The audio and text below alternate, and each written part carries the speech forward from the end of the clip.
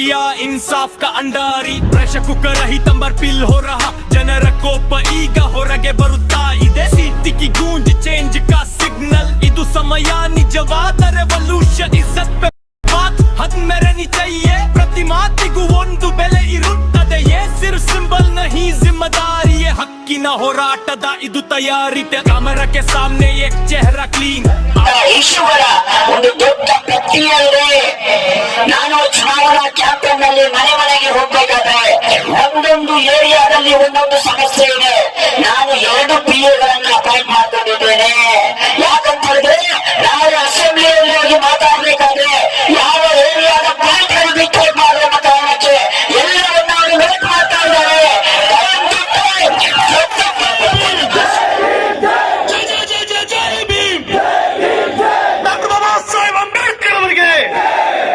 ತುಂಬಾ ಧನ್ಯವಾದಗಳು. ಪ್ರಗತಿ ಪರ, ರೈತ ಪರ, ಮಹಿಳಾ ಪರ, ಮಾನವ ಹಕ್ಕುಗಳ ಪರ ಹೋರಾಟಗಾರರೇ ಮತ್ತು ಪಕ್ಷದ ಜಿಲ್ಲಾ, ರಾಜ್ಯ ಮತ್ತು ರಾಷ್ಟ್ರೀಯ ನಾಯಕರುಗಳೇ, ನನ್ನ ಮುಂದೆ ಆಸೀನರಾಗಿರುವಂತಹ ಎಲ್ಲ ದಾವಣಗೆರೆ ದಕ್ಷಿಣ ವಿಧಾನಸಭಾ ಕ್ಷೇತ್ರದ ನನ್ನ ಈ ಧ್ವನಿಯನ್ನ ಆಲಿಸ್ತಾ ಇರುವಂತಹ ಮತದಾರ ಬಂಧುಗಳೇ, ಮಹಿಳಾ ಶಿರೋಮಣಿಗಳೇ, ಎಲ್ಲರ ಮೇಲೂ ಕೂಡ ಆ ಭಗವಂತ ಶಾಂತಿಯನ್ನ ಕರುಣಿಸಲಿ. ಅಸ್ಸಲಾಮು ಅಲೈಕುಂ ವರಹಮತುಲ್ಲಾಹಿ ವಬರಕಾತುಹು. ಈಗಾಗಲೇ ಈ ವೇದಿಕೆಯಲ್ಲಿ ಕೂತಿರುವಂತಹ ನಾಯಕರು ಅವರ ಕೈಗೆ ನೀವು ಮೈಕ್ ಕೊಟ್ರೆ ರಾತ್ರಿಯಿಂದ ಬೆಳಕರಿಬಹುದು, ಅವರ ಮಾತಿಗೆ ವಿರಾಮ ಹಾಕ್ಲಿಕ್ಕೆ ಸಾಧ್ಯ ಇಲ್ಲ. ಯಾಕಂತಂದ್ರೆ ಅವರ ಇಡೀ ಜೀವಮಾನದಲ್ಲಿ ಈ ಹೋರಾಟಗಳನ್ನ ಮೈಗೂಡಿಸಿಕೊಂಡು ಬಂದವರು, ಮಾತನಾಡಲಿಕ್ಕೆ ಅಷ್ಟು ಕಂಟೆಂಟ್ ಇದೆ. ಆದ್ರೆ ನಾವು ಸಮಯ ಮತ್ತು ಎಲೆಕ್ಷನ್ ಕಮಿಷನ್ ನ ಗೈಡ್ ಲೈನ್ ಕೂಡ ಫಾಲೋ ಮಾಡಬೇಕು. ಈ ಅಫ್ಸರ್ ಕೊಡ್ಲಿಪೇಟೆ ಬಾಬಾ ಸಾಹೇಬ್ ಅಂಬೇಡ್ಕರ್ ಅವರ ಸಂವಿಧಾನವನ್ನ ಗೌರವಿಸುವಂತ ವ್ಯಕ್ತಿ, SDPI social democratic party of India ಈ ನೆಲದ ಕಾನೂನನ್ನ ಗೌರವಿಸುವಂತ ಪಕ್ಷ ಆದ ಕಾರಣ ನಿಗದಿತ ಸಮಯದ ಒಳಗನೆ ನಮ್ಮ ಕಾರ್ಯಕ್ರಮವನ್ನು ಮುಗಿಸಬೇಕಾಗಿದೆ. ಹಾಗಾಗಿ ಯಾರು ಅನ್ಯತಾ ಭಾವಿಸಬೇಡಿ. ನಾನು ಕೂಡ ಹೆಚ್ಚು ಭಾಷಣ ಮಾಡಲ್ಲ. ನಾನು ಮಾತನಾಡಲಿಕ್ಕಿರುವ ನಾನು ದಾವಣಗೆರೆಯ ನೆರಳು ಬೀಡಿ ಕಾರ್ಮಿಕರ 300 ಮಹಿಳೆಯರು ಸೇರಿ 15 ಡಿಮ್ಯಾಂಡ್ಗಳನ್ನು ನನಗೆ ಇವತ್ತು ಸಬ್ಮಿಷನ್ ಮಾಡಿದ್ದಾರೆ.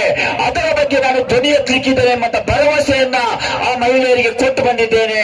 ಹಾಗಾಗಿ ಒಂದು ವಿಚಾರವನ್ನ ಮಾತ್ರ ನಾನು ಇಲ್ಲಿ ಪ್ರಸ್ತಾಪ ಮಾಡ್ತೇನೆ. ಅಫ್ಸರ್ ಕೊಡ್ಲಿಪೇಟೆ ಕೋಮುವಾದಿ ಅಂತ ಹೇಳಿ social democratic party of India ಕೋಮುವಾದಿ ಪಕ್ಷ ಅಂತ ಹೇಳಿ ಹಲವಾರು ಜನರು ಹೇಳ್ತಾ ಇದ್ದಾರೆ. ಅವರಿಗೆ ನಾನು ಏನು ಮಾತಾಡೋದಿಲ್ಲ. ಇವತ್ತು ಈ ವೇದಿಕೆಯನ್ನ ನೋಡಿ, ಇಲ್ಲಿ ದಲಿತ ಸಹೋದರರಿದ್ದಾರೆ, ಕ್ರೈಸ್ತ ಸಹೋದರರಿದ್ದಾರೆ, ಸಿಖ್ ಸಹೋದರರಿದ್ದಾರೆ, ಮುಸ್ಲಿಂ ಸಹೋದರರಿದ್ದಾರೆ. ಇದು ಕೋಮುವಾದ ಅನ್ನೋದಾದ್ರೆ ಹೌದು, ನಾನು ಕೋಮುವಾದಿ. ಇದನ್ನ ನೀವು ಕೋಮುವಾದ ಅನ್ನೋದಾದ್ರೆ ಹೌದು, SDPI ಕೋಮುವಾದಿ. ಇದನ್ನ ನಾವು ತಿಳ್ಕೊಂಡಿರುವಂತದ್ದು ಜಾತ್ಯತೀತವಾದ, ನೈಜ ಜಾತ್ಯತೀತವಾದ. ಈ ಜಾತ್ಯತೀತವಾದವನ್ನ ನಾವು ಪ್ರತಿ ಮನೆಗೂ ತಲುಪಿಸ್ಲಿಕ್ಕಿದೆ. ಕೋಮುವಾದಿ ಯಾರು ಅಂತ ನೀವು ಡೆಫಿನಿಷನ್ ಅನ್ನ ತೆಗೆದು ನೋಡಿದ್ರೆ, ತನ್ನ ಕೋಮಿನ ಒಬ್ಬ ವ್ಯಕ್ತಿ ತಪ್ಪನ್ನ ಮಾಡಿದಾಗ ಅವನನ್ನು ಸಮರ್ಥಿಸಿಕೊಳ್ಳುವನು ಕೋಮುವಾದಿ. ಇವತ್ತು ಇದೇ ಪ್ರದೇಶ, ಇದೇ ಸ್ಥಳದಲ್ಲಿ ನಡೆದಂತಹ ಒಂದು ವೇದಿಕೆಯಲ್ಲಿ ನನ್ನದೇ ಸಮುದಾಯದ ಒಬ್ಬ MLA ಬಂದು ತಪ್ಪುಗಳನ್ನ ಮಾತಾಡಬೇಕಾದ್ರೆ ಅದನ್ನ ಖಡಾಖಂಡಿತವಾಗಿ ಅದು ತಪ್ಪು ಅಂತೇಳಿ ಹೇಳಿದ್ದು ಇದೇ ಅಫ್ಸರ್ ಕೊಡ್ಲಿಪೇಟೆ. ಅವನು ಹೇಗೆ ಕೋಮುವಾದಿ ಆಗ್ಲಿಕ್ಕೆ ಸಾಧ್ಯ? ನನ್ನ ಕೋಮಿನವನಾಗಿರಲಿ, ನನ್ನ ಸಮಾಜದವನಾಗಿರಲಿ, ಅವನು ತಪ್ಪನ್ನ ಹೇಳಿದಾಗ ಧೈರ್ಯದಿಂದ ಅದು ತಪ್ಪು ಅಂತ ಹೇಳುವಂತದಿದೆಯಲ್ಲ, ಇದು ಕೋಮುವಾದ ಅಲ್ಲ. ಅವನನ್ನ ತಪ್ಪನ್ನ ಸಮರ್ಥಿಸಿಕೊಳ್ಳುವುದು ಕೋಮುವಾದ. ಹಾಗಾಗಿ ಈ ಪ್ರದೇಶದಲ್ಲಿ ನಾವು ಏನು ಕಾರ್ಯಕ್ರಮವನ್ನು ಮಾಡ್ತಾ ಇದ್ದೇವೆ, ಈ ಪ್ರದೇಶಕ್ಕೆ ಒಂದು ಇತಿಹಾಸ ಇದೆ. 2023ನೇ ಇಸವಿಯಲ್ಲಿ ಈ ಪ್ರದೇಶದಲ್ಲಿ ಸುಮಾರು 300 ಮನೆಗಳಿತ್ತು. ಅದಕ್ಕೆ ಹೆಗಡೆ ನಗರ ಎಂಬಂತ ಹೆಸರಿತ್ತು. ಆ ಸಂದರ್ಭದಲ್ಲಿ ಈ ರಿಂಗ್ ರೋಡ್ ಏನಿದೆ, ಈ ಬೈಪಾಸ್ ರೋಡ್ ಅನ್ನ ಅಭಿವೃದ್ಧಿಯ ದೃಷ್ಟಿಯಿಂದ ಅವರನ್ನ ಇಲ್ಲಿಂದ ಒಕ್ಕಲೆಬ್ಬಿಸಲಾಗಿತ್ತು. ಆ ಒಕ್ಕಲೆಬ್ಬಿಸಿದಂತಹ ಸಂದರ್ಭದಲ್ಲಿ ಈ ರಿಜ್ವಾನ್ ಅರ್ಷದ್ ಆಗ್ಲಿ, ಸಲೀಂ ಅಹಮದ್ ಆಗ್ಲಿ, ಈ ಕ್ಯಾಬಿನೆಟ್ ಆಗ್ಲಿ ಇಲ್ಲಿಗೆ ಬಂದಿರಲಿಲ್ಲ. ಅವರ ಪರವಾಗಿ ಧ್ವನಿ ಎತ್ತಿದ್ದು ಯಾರು ಅಂತ ಹೇಳಿದ್ರೆ ಇದೇ ಅಫ್ಸರ್ ಕೊಡ್ಲಿಪೇಟೆ, ಇದೇ social democratic party of India. ಇದು ನನ್ನ ಮಾತಲ್ಲ, ಹೆಗಡೆ ನಗರದ ನಿರಾಶ್ರಿತರಿಗೆ ಹೋಗಿ ಕೇಳಿ. ಆಗ ನಾನು ಓಟ್ ಇರಲಿಲ್ಲ, ಆಗ ಯಾವುದೇ ಚುನಾವಣೆ ಇರಲಿಲ್ಲ. ಓಟಿಗಾಗಿ ನಾನು ಧ್ವನಿ ಎತ್ತಿದ್ದಲ್ಲ. ನಾನು ಅವರ ಮಾನವೀಯ ಹಕ್ಕುಗಳನ್ನು ಗೌರವಿಸಿ, ಅವರು ಕೂಡ ಮನುಷ್ಯರು, ಅವರು ಅಂತೇಳಿ ನಾನು ಧ್ವನಿಯನ್ನೆತ್ತಿದ್ದೆ. ಮೊನ್ನೆ ಇವರನ್ನ ಇಲ್ಲಿಂದ ಏನು 10 ಕಿಲೋಮೀಟರ್ ದೂರದಲ್ಲಿ ಒಂದು ಕಾಡು ಪ್ರದೇಶದಲ್ಲಿ ಅವರಿಗೆ ಸ್ಥಳಾಂತರ ಮಾಡಿದ್ರು. ಅಲ್ಲಿಗೆ ಹೋದಾಗ ಆ ಮಹಿಳೆಯರಲ್ಲಿ ಕೇಳಿದೆ, ಈಗ ನಿಮ್ಮ ಜೀವನ ಪರಿಸ್ಥಿತಿ ಹೇಗಿದೆ? 150 ಮನೆಗಳಿದ್ದಂತಹ ಪ್ರದೇಶದಲ್ಲಿ ಕೇವಲ 4 ಮನೆಗಳು ಇವತ್ತು ಬಾಕಿ ಇದೆ. ಯಾಕಂದ್ರೆ ಅಲ್ಲಿ ಚರಂಡಿ ಇಲ್ಲ, ಕರೆಂಟ್ ಇಲ್ಲ, ನೀರಿಲ್ಲ. ನಾಯಿ ನರಿ ಕುರಿ ಕೋಳಿಗಳ ಹಾಗೆ ಬದುಕಕ್ಕೆ ಅವರು ಸಾಧ್ಯ ಇಲ್ಲ ಅಂತ ಹೇಳಿ ಎಲ್ಲೂ ಬಾಡಿಗೆಯ ಮನೆಯೋ ಭೋಗ್ಯದ ಮನೆ ಮಾಡಿಕೊಂಡು ಇಲ್ಲಿ ಜೀವನ ಮಾಡ್ತಾ ಇದ್ದಾರೆ. ಅಫ್ಸರ್ ಕೊಡ್ಲಿಪೇಟೆ ಅವತ್ತು ಕೂಡ ನಿಮ್ಮ ಪರವಾಗಿ ಧ್ವನಿ ಎತ್ತಿದ್ದಾನೆ.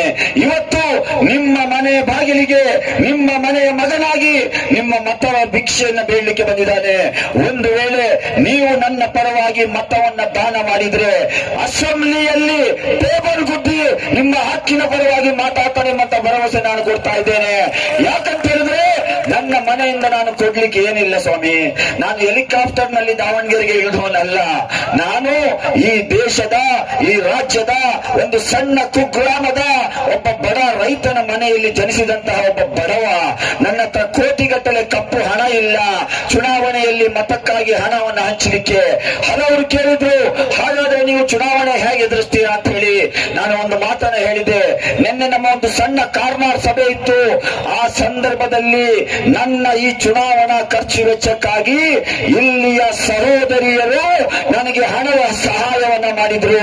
ಕ್ರೌಡ್ ಫಂಡಿಂಗ್ ಆಗಿ ನಾನು ಅಪೀಲ್ ಮಾಡಿದ್ದೆ.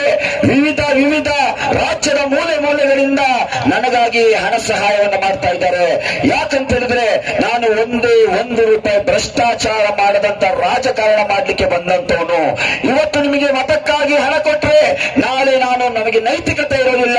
ಹಾಗಾಗಿ ಕೊನೆಯದಾಗಿ ಒಂದು ಮಾತನ್ನ ಹೇಳಿ ನನ್ನ ಮಾತಿಗೆ ವಿರಾಮ ಹಾಕ್ತೇನೆ. ಅಫ್ಸರ್ ಕೊಡ್ಲಿಪೇಟೆ ನಿಮ್ಮ ಮನೆಯ ಮಗನಾಗಿ ಈಗಾಗಲೇ ದಾವಣಗೆರೆಯ ಜನರ ಹೃದಯವನ್ನ ಗೆದ್ದಾಗಿದೆ. ಇನ್ನು ಬ್ಯಾಲೆಟ್ ಮುಖಾಂತರ 9ನೇ ತಾರೀಕು ಚುನಾವಣೆಯಲ್ಲಿ MLA ಆಗಿ ವಿಧಾನಸಭೆ ಪ್ರವೇಶಿಸುವಂತದ್ದು ಮಾತ್ರ ಬಾಕಿ. ಇದಕ್ಕೆ ನಿಮಗೆ ಸಾಕ್ಷಿ ಬೇಕಂತ ಹೇಳಿದ್ರೆ ಈ ದಾವಣಗೆರೆಯ ಏನು ಸ್ಟಾರ್ ಹೋಟೆಲ್ಗಳಿವೆ, ದೊಡ್ಡ ದೊಡ್ಡ ಲಾಡ್ಜಸ್ ಗಳಿವೆ, ಅಲ್ಲಿ ಹೋದ್ರೆ ನಿಮಗೆ ಅರ್ಥ ಆಗ್ತದೆ ಯಾವೆಲ್ಲ ಕ್ಯಾಬಿನೆಟ್ನ ಮಂತ್ರಿ ಮಹೋದಯರು SDP ಸೋಲಿಸಲಿಕ್ಕೆ ತಮ್ಮ ಶಕ್ತಿಯನ್ನ ಹಾಕ್ತಾ ಇದ್ದಾರೆ. ಅವರೆಲ್ಲರಿಗೂ ನನ್ನ ಒಂದು ಸಂದೇಶವನ್ನ ನೀಡ್ತಾ ಇದ್ದೇನೆ. ಇದೇ 1447 ವರ್ಷಗಳ ಹಿಂದೆ 313ರಷ್ಟಿದ್ದಂತ ಒಂದು ಸೈನ್ಯ 1000ಕ್ಕೂ ಮಿಕ್ಕ ಸೈನ್ಯವನ್ನ ಸೋಲಿಸಿತು ಎಂಬ ಇತಿಹಾಸವನ್ನ ಮರಿಬೇಡಿ. ಆ ಇತಿಹಾಸ ದಾವಣಗೆರೆಯಲ್ಲಿ ಮರುಕಳಿಸಲಿಕ್ಕಿದೆ. ಯಾರು ಸತ್ಯ ಮತ್ತು ನ್ಯಾಯದ ಪರವಾಗಿರ್ತಾರೆ ಆ ಭಗವಂತನು ಕೂಡ ಅವರಿಗೆ ಸಹಾಯ ಮಾಡ್ತಾನೆ.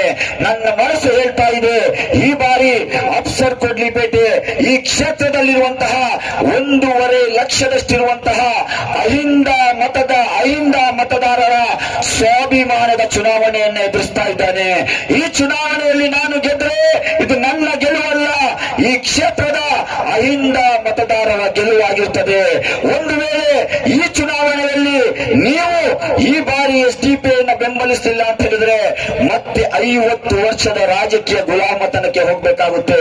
ಕೊನೆಯಲ್ಲಿ ಒಂದು ಮಾತನ್ನ ಹೇಳಿ ನನ್ನ ಮಾತನ್ನಿಗೆ ವಿರಾಮ ಹಾಕ್ತೇನೆ. ದಾಡಿ ಮತ್ತು ಟೋಪಿಯ ಬಗ್ಗೆ ಬಹಳ ಚರ್ಚೆಗಳು ನಡೀತಾ ಇದೆ. ಅವರಿಗೆ ಒಂದು ಸಂದೇಶವನ್ನು ಕೊಡ್ತಾ ಇದ್ದೇನೆ. ಈ ದೇಶದ ಮೊದಲ ಎಜುಕೇಶನ್ ಮಿನಿಸ್ಟರ್ ಮೌಲಾನಾ ಅಬ್ದುಲ್ ಕಲಾಂ ಆಜಾದ್ ಅವರು ಕೂಡ ದಾಡಿಯನ್ನು ಇಟ್ಟಿದ್ರು, ಅವರು ಕೂಡ ಟೋಪಿಯನ್ನು ಹಾಕಿದ್ರು. ಈ ದೇಶದ president of India Zakir Hussain ಕೂಡ ದಾಡಿಯನ್ನಿಟ್ಟಿದ್ರು, ಟೋಪಿಯನ್ನಿಟ್ಟಿದ್ರು.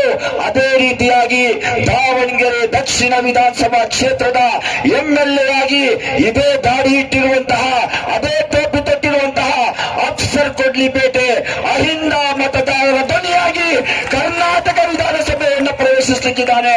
ಒಂದು ವೇಳೆ ನಾನು ವಿಧಾನಸಭೆ ಪ್ರವೇಶಿಸಿದರೆ ಎಲ್ಲ ಜಾತಿ ವರ್ಗ ಎಲ್ಲರ ಜೊತೆಯಲ್ಲೂ ನ್ಯಾಯವನ್ನ ಪರಿಪಾಲಿಸ್ತಾನೆ. ಇದೇ ದಾರಿ ಇದೇ ಟೋಪಿ ಇಟ್ಟಿರುವಂತಹ ಅಫ್ಸರ್ ಕೊಡ್ಲಿಪೇಟೆ ಎಂಬಂತಹ ಸಂದೇಶವನ್ನ ನೀಡ್ತಾ ಬಾಬಾ ಸಾಹೇಬರ ಒಂದು ವಿಚಾರವನ್ನು ಹೇಳಿ ನನ್ನ ಮಾತಿಗೆ ವಿರಾಮ ಹಾಕ್ತೇನೆ. ನಾಯಿ ನರಿ ಕುರಿ ಕೋಳಿಗಳು ಕೂಡ ಹುಟ್ಟುತ್ತವೆ ಸಾಯ್ತವೆ. ನಾಯಿ ನರಿ ಕುರಿ ಕೋಳಿಗಳು ಕೂಡ ಬದುಕುತ್ತವೆ ಸಾಯ್ತವೆ. ಆದರೆ ನೀವು ಯಾವ ರೀತಿ ಬದುಕಬೇಕಂತ ಹೇಳಿ ಬಾಬಾ ಸಾಹೇಬರು ಕಲಿಸೋದಕ್ಕೆ ಹೋಗಿದ್ದಾರೆ. ನೀವು ಹುಲಿ ಸಿಂಹಗಳಾಗಿ ಬದುಕಿ, ನೀವು ನಾಯಿ ನರಿಗಳಾಗಿ ಬದುಕಬೇಡಿ. 250 ವರ್ಷಗಳ ಹಿಂದೆ ಶಹೀದ್ ಮಿಲ್ಲತ್ ಟಿಪ್ಪು ಸುಲ್ತಾನ್ ಕೂಡ ಅದನ್ನೇ ಹೇಳಿದ್ದು, 100 ದಿನ ಇಲಿಯಾಗಿ ಬಾಳುವುದಕ್ಕಿಂತ 1 ದಿನ ಹುಲಿಯಾಗಿ ಬಾಳು. ಅಫ್ಸರ್ ಕೊಡ್ಲಿಪೇಟೆ ದಾವಣಗೆರೆಯ ಜನರ ಹೃದಯವನ್ನು ಏನು ಗೆದ್ದಿದ್ದಾನೆ. ಯಾವುದೇ ತ್ಯಾಗಕ್ಕೂ ನಾನು ತಯಾರಾಗಿದ್ದೇನೆ. ನಾನು ಕೋಮುವಾದಿಗಳೊಂದಿಗೆ ಯಾವುದೇ ರಾಜಿ ಮಾಡಿಕೊಳ್ಳಿಕ್ಕೆ ತಯಾರಿಲ್ಲ. ನಾನು ರಾಜ್ಯರಹಿತವಾದಂತಹ ಹೋರಾಟ, ಅದು ಬೀದಿಯಲ್ಲಾಗಿರಲಿ, ಅದು ಅಸೆಂಬ್ಲಿಯಲ್ಲಾಗಿರಲಿ, ಮಾಡಿಯೇ ತೀರ್ತೇನೆ ಎಂಬಂತಹ ವಿಶ್ವಾಸದೊಂದಿಗೆ ನನ್ನ ಮಾತಿಗೆ ವಿರಾಮ ಹಾಕ್ತಾ ಇದ್ದೇನೆ. ನನ್ನ ಚುನಾವಣಾ ಗುರುತಾದ ಪ್ರೆಷರ್ ಕುಕ್ಕರ್ ಸೀರಿಯಲ್ ನಂಬರ್ 4ಕ್ಕೆ ತಮ್ಮ ಅಮೂಲ್ಯವಾದ ಮತವನ್ನು ನೀಡಿ ನಿಮ್ಮ ಭಿಕ್ಷೆಯ ಮುಖಾಂತರ, ಮತದಾನದ ಮುಖಾಂತರ ನನ್ನನ್ನು ಜಯಶೀಲರನ್ನಾಗಿ ಮಾಡಬೇಕಂತೇಳಿ ಕೇಳ್ಕೊಳ್ತಾ ನನ್ನ ಮಾತಿಗೆ ವಿರಾಮ ಹಾಕ್ತಾ ಇದ್ದೇನೆ. ಜೈ ಹಿಂದ್, ಜೈ SDPI, ಜೈ ಭೀಮ್. ಪ್ರಭುರಾಜ್ ಕೋಡ್ಲೆ.